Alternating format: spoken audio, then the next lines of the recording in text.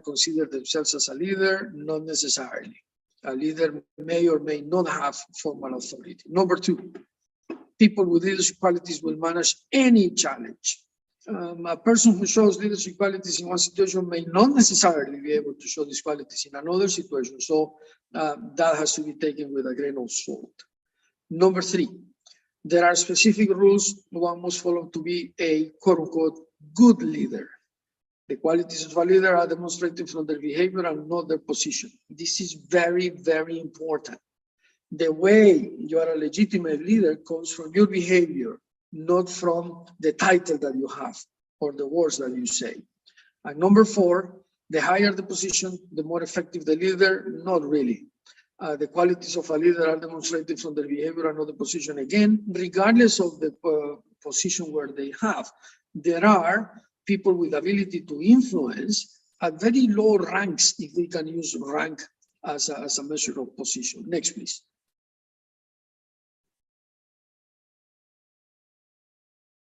There are several leadership styles. These four are just some of what the academicians and academia actually says, but you will agree with me that there are indeed autocratic leaders, democratic leaders, bureaucratic leaders, or laissez-faire leaders that go with the flow and are more respectful, permissive, and inclusive. Next, please. I'm going to accelerate here, but I'll just tell you something using a personal trait of my education. I graduated from a naval academy, and when you get military training, you are indoctrinated, if I can use that word respectfully, to simply execute an instruction, not to think about that, to understand if it is legitimate. If the person that gave you the direction is someone that you must respect or not, you simply follow instructions. And as a commander that I served once said, this is how you win wars. You don't win wars by debate and so on. So autocracy is not something that we recommend as a good style of leadership. It is necessary in very, very rare cases, but autocratic leaders are known to make all major decisions on their own with little or no input from others. That's not the way you should go. Historically, it has been associated with tyrants and dictators who use their means and power to threaten people into performing some tasks, not something that we do today. And of course, it implies discipline and preparation, but a focus on victory as the core of autocratic leadership. You are to have discipline, you are to have preparation, and you are to achieve success and to achieve victory, but in a way in which you motivate, you galvanize, and you are part of the team going forward, not staying behind the front line, just issuing instructions. Next, please.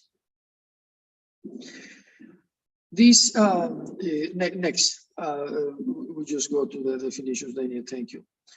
These traits, the traits of an autocratic leader, are of course something that you can have in this presentation. You can see it later. But if we can move to this one, the one on the screen, and understand democratic leadership, some people call it the participatory style. This describes a leader who involves their subordinates in all aspects of the decision making, very different from the autocratic leadership that I just mentioned. They do so in a legitimate manner in order to determine what needs to be done and how it should be done. However, the group's leaders preserves the authority to make the final decision. This is rather important as well. My grandfather, who was a public man in our country, a successful public official, I must say, used to say that as long as there is a clear understanding of where the authority lies, yes, you have at all times to galvanize, involve, persuade, and so on. But the authority has to be clearly assigned to someone at the same time that the process is democratic. Next, please. Next. There you have some something is happening because of the delay, Daniel. There. Let me focus on the democratic traits. The democratic leader is confident in their own abilities and leads by example. It's fair-minded. It creates trust in the subordinates. It encourages staff to grow on the job, so it's a mentor as well. It recognizes and encourages achievement, but at the same time makes the final decisions after consultation and involvement, and very important, being inclusive along the process. The decision-making and problem-solving responsibilities are indeed shared throughout the process. Next, please. So, speaking of leadership, there is also bureaucratic leadership. And you have to remember that working at the United Nations, we are seen by some people external to the organization as very bureaucratic. And I have to tell you that there is some truth in that. However, bureaucracies are there for a reason. Yes, less bureaucracy is an appealing concept, as long as you can move an organization that is a behemoth, that is very, very big, in an efficient manner. And you have to have controls, rules and regulations, and a decision-making process that is very clear, and that sometimes is understood as bureaucratic, but there's still leadership in it. So, in using the example of the pictures that you are seeing, this is just a reference, so I'm not necessarily referring to the presidents, prime ministers, or generals that you have seen already. Now, on bureaucratic leadership, this depends heavily on preset rules and regulations, and are inclined to roles, those leaders are inclined to roles which are clearly defined within an organization. Bureaucratic leadership is less relational and more goal-oriented. It is about performance and meeting the objective rather than the worker. These type of leaders are empowered by the offices they hold and the titles that they carry, and are held accountable to the next level in the hierarchy. It's very structured and very clear. A system, bureaucratic leadership could be seen as a system for controlling or managing a country, a company, or any organization that is operated by a large number of officials employed to follow rules carefully. Bureaucratic leadership is based on strict hierarchies and often depends on written job descriptions and organization charts to explain the hierarchy and the relationships. Next, please. We are moving from, thank you, there. We are moving from autocratic leadership to democratic leadership to bureaucratic leadership. And here you have some of the traits that I'm not going to read, but that you can see indeed on the screen. And the presentation, of course, can be shared with you if you send an email to the same email that you used to register. Next, please.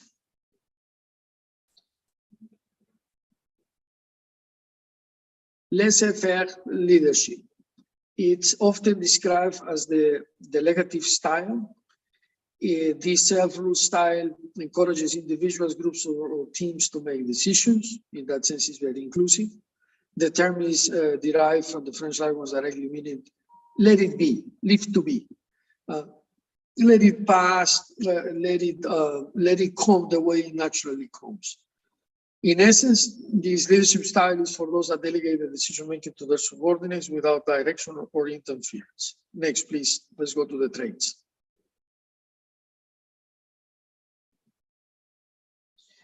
So, laissez-faire trait, a leader that uses this style is very clear in the instructions. It's a little different from what you have on the screen, but it happens with technology. It's someone that actually makes the rules clear, but at the same time tells the group or the people under him or her, you go about and you debate and you think and you come to a conclusion of what should it be. They, of course, are based on building good relationships and relationships of trust with the subordinates. It can be personal or impersonal, but it's also important to note that laissez-faire doesn't mean that there is no adherence to predefined rules. Next, please.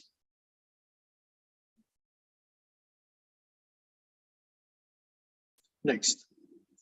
In conclusion, I don't want to abuse the previous one, Denny. In conclusion, I will tell you that at the United Nations, when we teach leadership, this is, of course, something that happens over several days when we do these types of seminars for leadership in the public sector. There are two levels, the fundamentals of leadership, and then is something called advanced leadership in the public sector. Over several days, we actually go deeper in understanding how these styles can be applied to the same situation for different outcomes. And at the same time, it's something that we do to do role playing, in which we ask a person, she or he, to actually evaluate themselves after a personality analysis.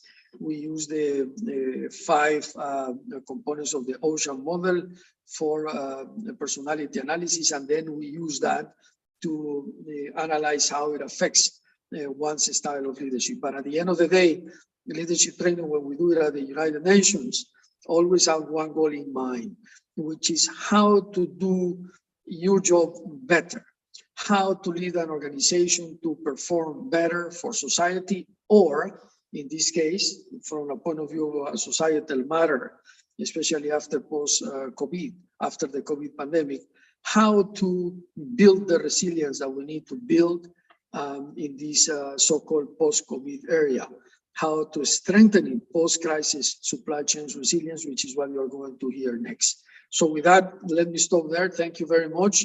And back to our moderator, back to Daniel. Thank you very much. Thank you very much, Mr. Bahia. I can already see from the Q&A question that our participants were very much engaged and very much interested in what you had to say. And it's, of course, always an honor for me to benefit from your wisdom and experience. Moving on to the next speaker, who is Professor Andy Barraclough. As mentioned previously, he's the Professor of Public Health and the Director of Training at Empower School of Health, who's a longstanding partner of UNITAR. Professor Barraclough is one of the co-authors of the so-called Yellow Book, Managing Drug Supplies by MSH and the World Health Organization, and the e-handbook of Health Systems and Action for Managing Medicines. He has over 30 years of experience of working in healthcare procurement and supply chain in low and middle income countries. The main focus of his experience includes effective management of pharmaceuticals, vaccines, and medical commodities, and especially the implementation of programs for the introduction of new medicines and rapid diagnostics for neglected tropical diseases. Professor Barraclough, it's an honor to have you with us. Thank you for your time. Please give me a moment so I can open your presentation, and you can proceed as soon as you're ready. Okay, greetings to all and welcome. And thank you for an excellent speak there from Mr. Alex Major. Very good introduction on, and we hope to apply some of that as we go through. I'm really going to talk about supply chain resilience. I'm going to talk quite quickly to get through the materials. You will receive the slide deck, so you will be able to go through it later. Next slide, please. And we've talked about me, so we can go on. Okay. So what do we mean by resilience? How do we actually define it? And really, we look at 3 parameters. What's the time taken to enable you to survive? What's the time taken to enable you recover? And what's the time taken to enable you to thrive back into fully normal operations? So it's the capacity to absorb shocks and to be able to recover from shocks. That's really what we measure. And a number of tools are available to help us systematically measure exactly what we mean by resilience. It's not a vague concept. We nail it down in a quantitative way by using these tools. And especially for COVID, we tried to go back in time and measure how the resilience was before, during, and after. Next slide, please. Well, why has this resilience become so important now? In fact, it's always been important, but it's been severely neglected for years. The COVID crisis has highlighted the extreme consequences of neglecting attention to resilience. And now we really must pay attention to it. During COVID, we saw air freight costs rise by up to 500%. Out of stocks, even the global fund supply delayed for 3 to 4 months on essential commodities. A massive global disruption, not just on COVID items, but on all essential medicines, on all of our healthcare items. We were not resilient. Next slide, please. Well, why weren't we resilient? Part of it is this trend that we've had over the last 20 years, but really accelerating over the last 8 to 5 years, of reducing costs, this extreme drive to reduce cost. And that's resulted in the globalization of supply chains. So whereas before we would have a huge diverse supplier base, now we're seeing long international supply chains with just 2 or 3 manufacturers suppliers. We've often outsourced our core business activities, and by doing that, we lose control. We have this trend towards just-in-time and lean practices. Even in the public sector, we've had this drive to ever leaner operations. And with this consolidation of suppliers, less and less suppliers, this globalization has brought positive items, connectivity, growth, much lower costs, but it's also brought negative aspects of increased risk, less predictability, more channels and more problems. We have to come back into balance. We've gone too far on the drive for efficiency. Next slide, please. Before January 2020, I wonder how many of you had ever heard of Wuhan in Hubei province in China. And yet, that is the start of our supply chain. And that comes as a shock, because for many countries, they'll say, we buy most of our medicines from India. And that's true. But to manufacture those medicines, India buys the active pharmaceutical ingredient, the API, from China. And the place it buys it from in China is a city called Wuhan. So during the COVID epidemic, Wuhan was in complete lockdown. And that meant there was no API to manufacture the medicines in India that we needed. That's the fragility of the supply chain. That's the brittleness of the supply chain that we've entered into on healthcare commodities. And the impact was huge all across the way. We didn't even know in most cases where Wuhan was or how Wuhan was involved. We had neglected to look at resilience and to analyze our supply chains. Next slide, please. Well, which supply chains were ready for COVID? Well, about 10% said they were ready, though I have my doubts about that as well. Nearly 50% said they were a little bit ready. So effectively, they weren't ready for COVID. And yet we should have been ready for COVID. This is not the first epidemic we've faced. It's not the first epidemic in the last 20 years we've faced. We've had warnings to become more resilient, which we have ignored. Next slide, please. What does it mean? Huge disruption. How many people had even heard about PPE, personal protective equipment? And yet we should have it available. 10 years ago, WHO started the Global Influenza Preparedness Plan to be ready for an influenza-like epidemic, to have supplies in place, to have PPE in place ready. Every country produced a plan to be ready. Very few actually implemented it. That's why we need this risk management, a way to measure the risks that we're undertaking and a way to address those risks. Risk management's not just about management during a crisis, it's about being ready and preventing problems occurring. Next slide, please. To do this, we have to come into balance between efficiency and resilience. Classically, greater efficiency leads to less resilience. And less resilience means more fragile, brittle supply chains. So we're taking bigger risks. We've not been balancing efficiency and resilience. We've focused far too much on efficiency and neglected resilience, and often not even tried to measure our resilience. Next slide, please. My point here is balance. There is a great clamor now for resilience. And yes, we do need to increase resilience, but not at the cost of totally neglecting efficiency. We've been out of balance. We must come back into balance and not swing the pendulum totally the other way into all resilience. We're talking about balance between efficiency and resilience. We need greater resilience, but back into a balanced situation using risk management techniques to guide us. Next slide, please. Well, how do we achieve this balance? By using risk management.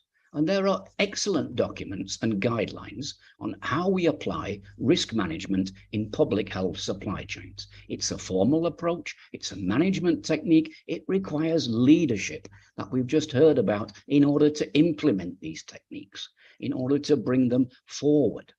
It's not particularly complex, but it does require a full systematic management approach. Next slide, please. Well, why do we need all this risk management and management theory and complication? We've been running supply chains for years. Because COVID is already being dismissed by many as what we call in management terms a black swan event. A black swan is a very rare item. Most swans are white. It's unusual to see a black one. And what we call by black swan theory is it only happens once every 100 years. So everybody working in supply chain now is going to be dead by the next time it happens. Unfortunately, that's simply not true. COVID was not a black swan event. We've had other major epidemics. We had SARS and MERS, and we've had Ebola. And before that, we had HIV/AIDS. We really should have got ready for avian and pandemic influenza. Had we have been ready, had we implemented the plans, we would have been able to respond to COVID in an effective way. We would have had the medicines and the equipment in place ready. We didn't, because we dismissed all of these as black swan events instead of saying, no, it will happen in our lifetime, and we do have to be ready for it. Next slide, please.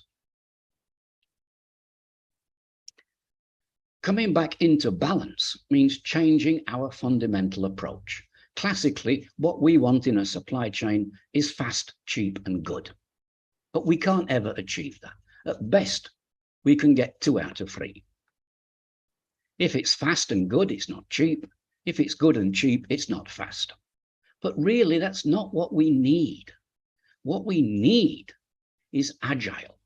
We don't need fast delivery. We need responsive delivery. We don't need cheap. We need cost effective, looking at the total cost of ownership. We don't need good in the sense of buying high cost brand name products. What we need is assured quality. If we change to using a balanced approach, then our aims become achievable. They become possible. Next slide, please. And we can define agility in different ways. There are now formal ways to measure agility. How well we are doing, it's the NSCA tool. Links are on the screen, and you can follow the links up for the tool. I won't say a lot more about it now. Next slide, please. So most of our supply chains were certainly not agile. We've focused on efficiency and not agility. And public sector supply chains often are using decade-old designs. They're 50 years old. They weren't very good 50 years ago, and they're certainly not appropriate now. Next slide, please. To do that, we have to change and understand the need to be patient responsive and redesign our entire supply operations, and especially our procurement operations. People are putting great score in technology, and technology will help, but it will not solve all the problems on its own if we don't bring this risk management approach to our entire operation. It won't work. Next slide, please. Agility can be done. There's an example from Ghana using the control tower, and from Tanzania introducing agility into immunization supply chains. Next slide, please. Cost effective means total cost of ownership, looking at all the costs, not just the tender price. And that means looking at the cost of resilience. I'm going to explain that very quickly on the next two slides. Next, please.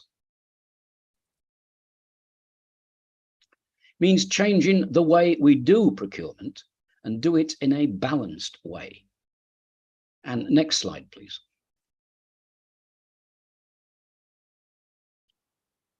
Short supplier risk. What happens if the supplier can't deliver? For many years now, South Africa has been doing split tender awards. Instead of 100% of the award to one tender, they split it 80-20. For very sensitive items, they split it 60-20-20. So we have two suppliers. If one defaults, the other supplier can probably give us enough to get by until we can address that situation. That's building resilience, but that comes at a cost. Next slide, please. Typically, if I go to the 80-20 split, it's about a 12% extra cost. I reduce my efficiency by 12%, but I increase my resilience by possibly 40-50%. That's a simple way to address resilience. Next slide, please. So overall, we needed increased resilience long before COVID. COVID has highlighted the deficiencies. We have to bring the system back into balance. And we do that by using a risk management approach. Okay, I'm finished. On to Q&A time.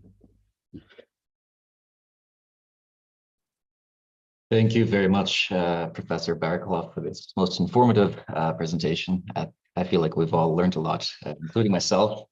And I was especially glad to see how your presentation complemented and completed Mr.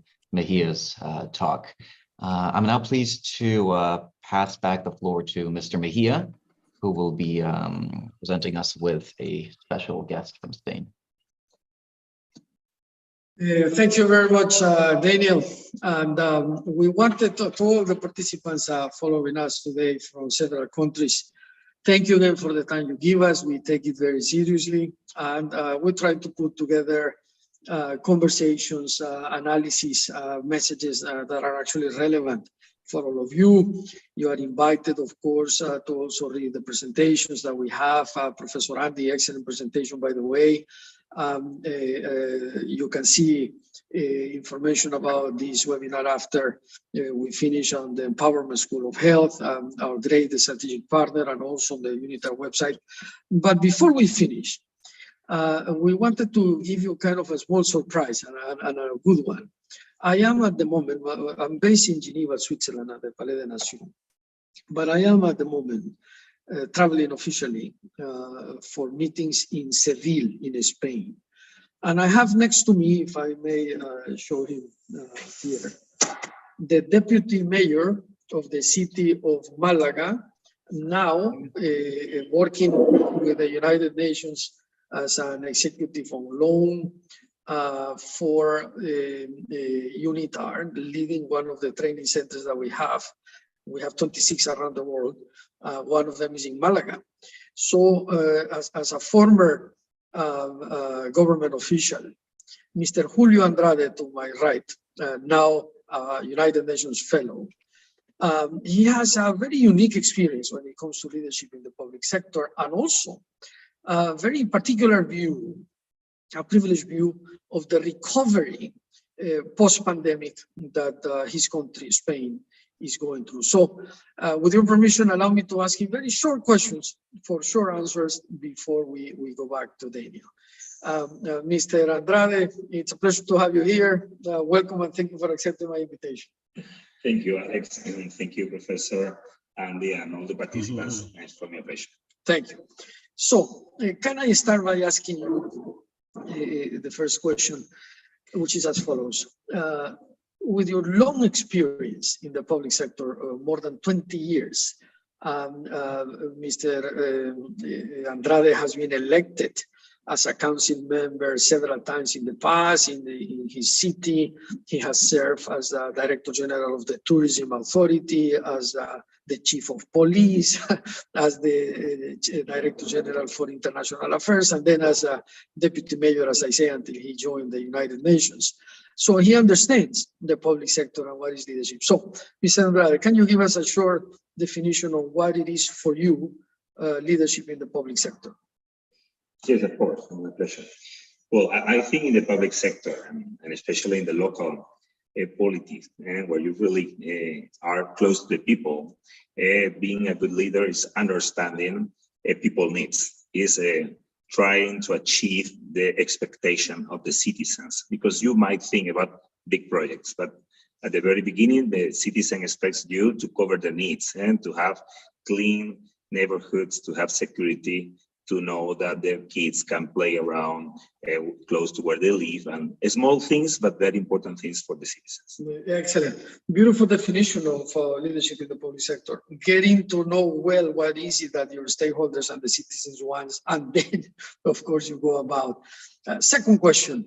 We at UNITAR, and of course the Empowerment School of Health, we are focused on capacity building in professional education. So let me jump to the question on leadership and capacity building.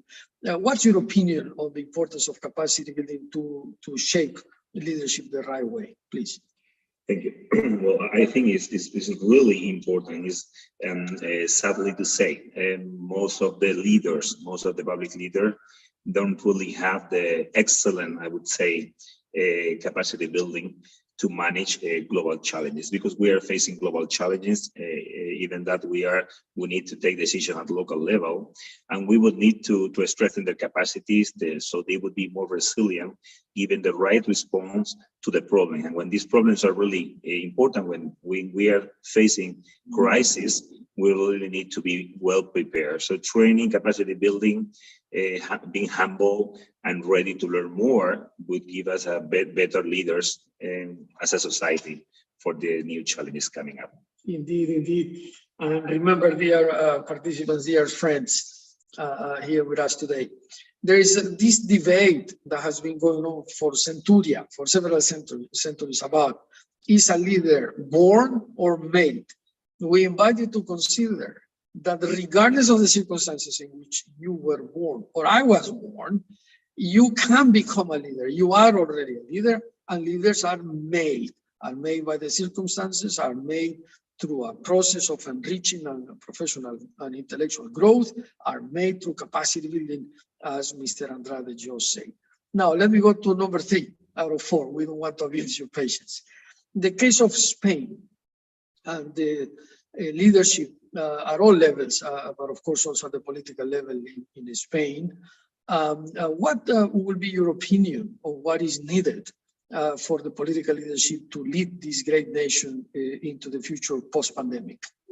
Well, I think a global understanding global challenges is what we really need to think. Most of the time, mayors, councillors, that really talk to people every day and they can understand a bit better. Sometimes policymakers are too far from the needs of the citizens.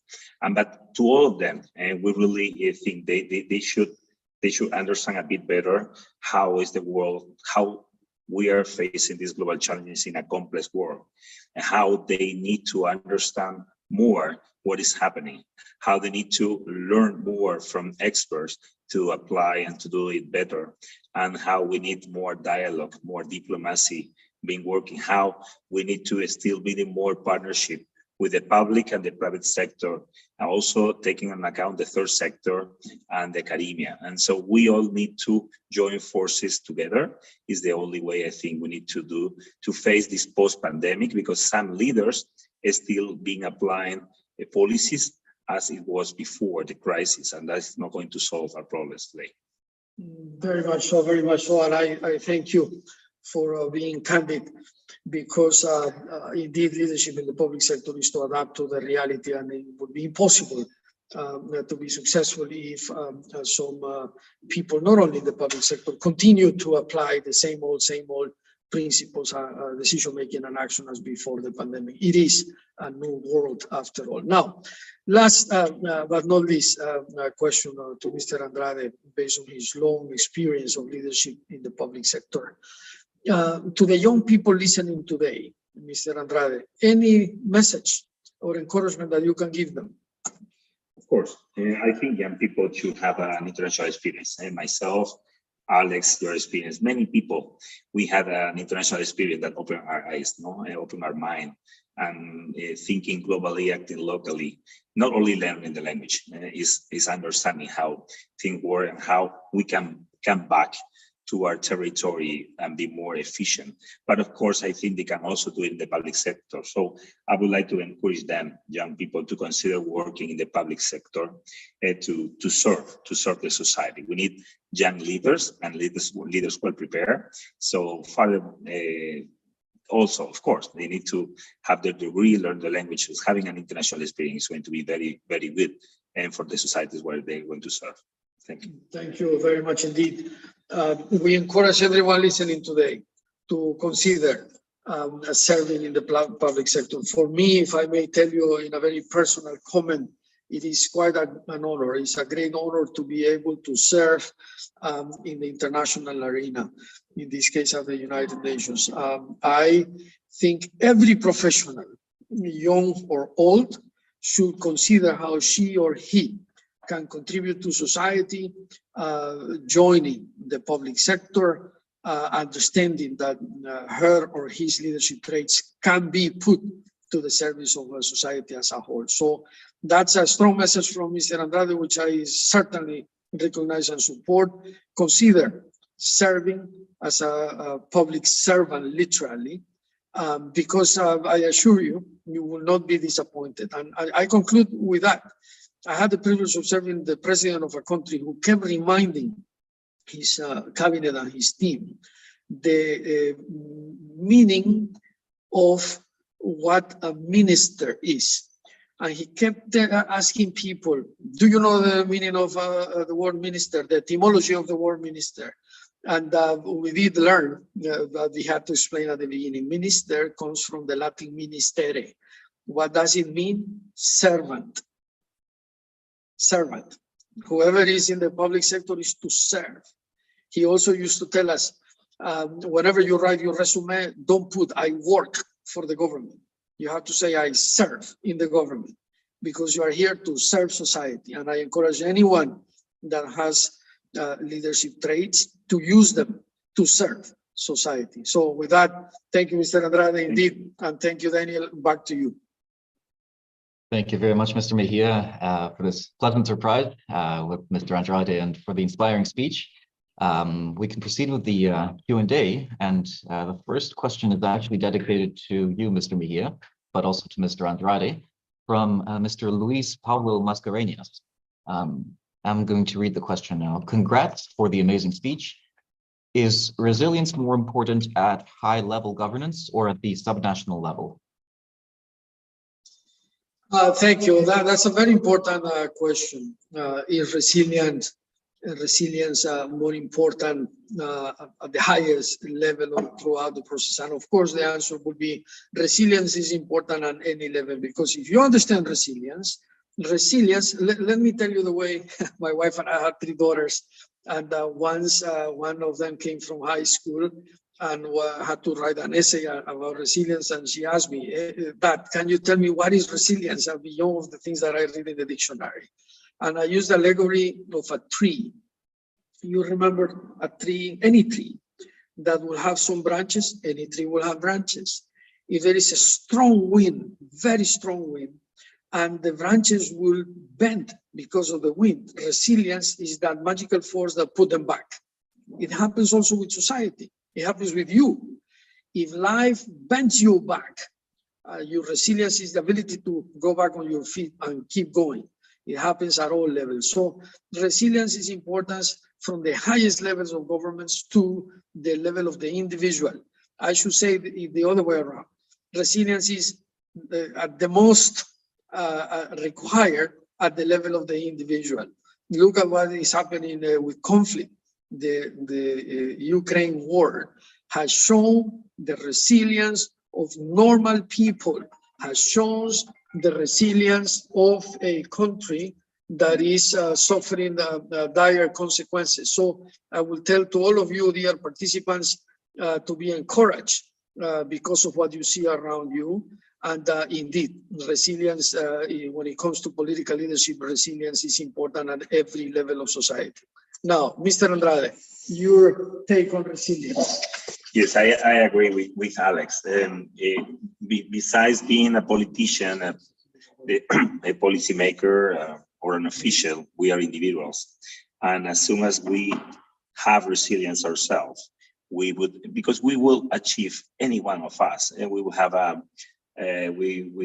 problem in the job, we will have some people in the family passing away, we would face problems during our life. If we are ready to understand how it's going to be, but we are prepared, when it happens, we will respond and recover and keep us with the normality, even that was very hard, even that was very intense, even that broke our life, we need to go and move again. And because not just because us, it's because we are part of a network, part of a family, part of a community, part of a government, and it's very important that we do it ourselves. So we need to be prepared again and train ourselves to do it better. Back to you, Daniel. Thank you very much, Mr. Mejia and Mr. Andrade. The next question is in fact, the next two questions are for Professor Baraklov. Dear Professor Baraklov, there have been many pandemics before COVID-19, which would have taught the world the lessons of supply chain effectiveness and resilience, but they didn't. Does COVID have any special lesson? Why can we now believe that we will be prepared for the coming pandemics within the context of the lessons learned from COVID-19? Thank you. Okay, so I think the key point about COVID-19 was the sheer scale of the pandemic compared to other epidemics. It was a real pandemic. It was worldwide. And it's the scale that brings those lessons home. So the technical lessons are exactly the same, whether it was SARS or MERS or avian influenza, but the scale brought that home. And why do we believe it's going to change now? Because that scale is driven political and economic change. Governments are waking up, ministers are waking up to the sheer scale of that challenge and how we cannot allow it to happen again. Okay, I think that's my answer then. Thank you very much, Professor Baraklov. Dear participants, this was also a kind reminder that Professor Baraklov is one of the lecturers in our joint masters in health procurement and supply chain management. UNITAR and Empower School of Health also have a postgraduate diploma on the same topic. And this is also actually quite fitting because the next question for Professor Baraklov is on these two programs. Unfortunately, it's from an anonymous attendee, so I won't be able to name this person.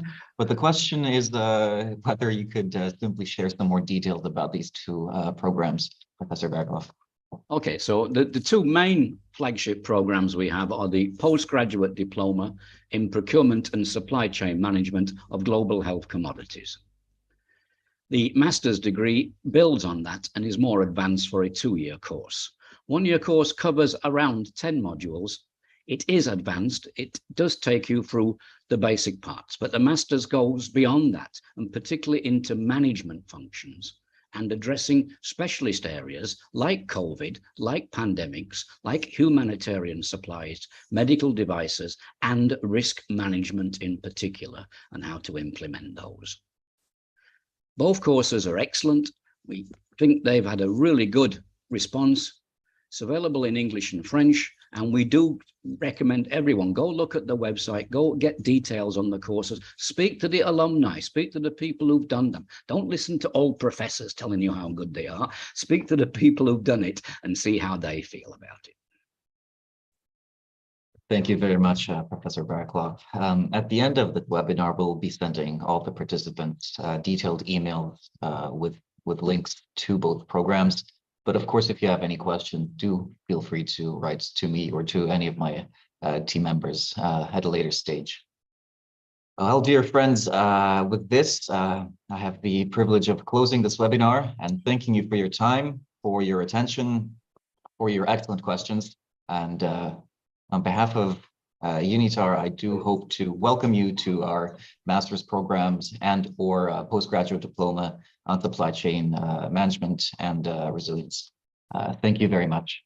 Also to our speakers, Mr. Mejia, Mr. Andrade, and to Professor Baraklov. Thank you. Good night to all. Thank you. Thank you. Good luck.